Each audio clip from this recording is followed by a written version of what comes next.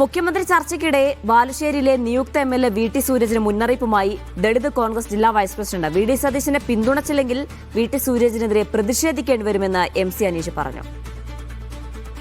മുഹമ്മദ് അസ്ലം തുടരുന്ന വിവരങ്ങൾ നൽകാനായി. അസ്ലം, വി ഡി സതീശനെ പിന്തുണയ്ക്കാൻ ഭീഷണിപ്പെടുത്തുകയാണോ? എന്താണ് നിയുക്ത എംഎൽഎ പറയുന്നത്?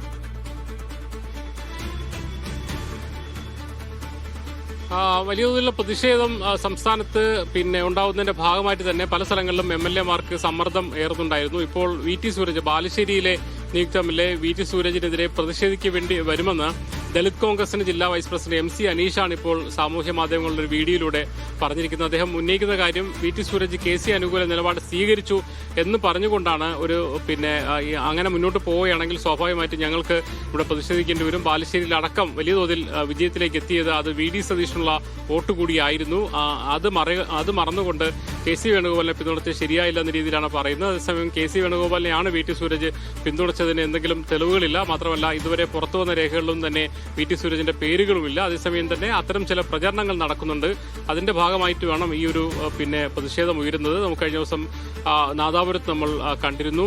കെ എം അഭിജിത്തിനെതിരെ പ്രവർത്തകർ പ്രതിഷേധിക്കുന്ന ഒരു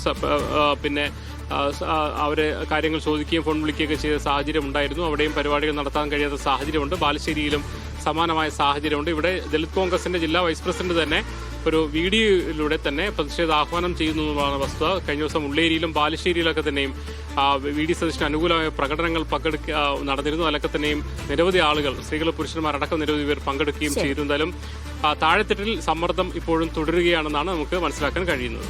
ശരി, മുഹമ്മദ് അസ്ലമാണ് വിവരങ്ങൾ നൽകിയത്. ചെയ്യുമ്പോഴും ഞങ്ങളുടെ മനസ്സിൽ ഞങ്ങളുടെ മുഖ്യമന്ത്രി വി ഡി സതീശനാണ്. അതുകൊണ്ട് തന്നെ പറയട്ടെ, ഞങ്ങളെല്ലാം ആഗ്രഹിച്ചത് വി ഡി മുഖ്യമന്ത്രിയാകാൻ ഇവരെല്ലാം കൂടെ നിൽക്കുമെന്നാണ്. പക്ഷേ കഴിഞ്ഞ കുറഞ്ഞ ദിവസങ്ങളായി കേൾക്കുന്നു V T Sooraj K C വേണുഗോപാലിന് മുഖ്യമന്ത്രിയാക്കാൻ കൈ ഉയർത്തിയത് പ്രവർത്തകരെ നിരാശപ്പെടുത്തുന്ന രീതിയിലുള്ള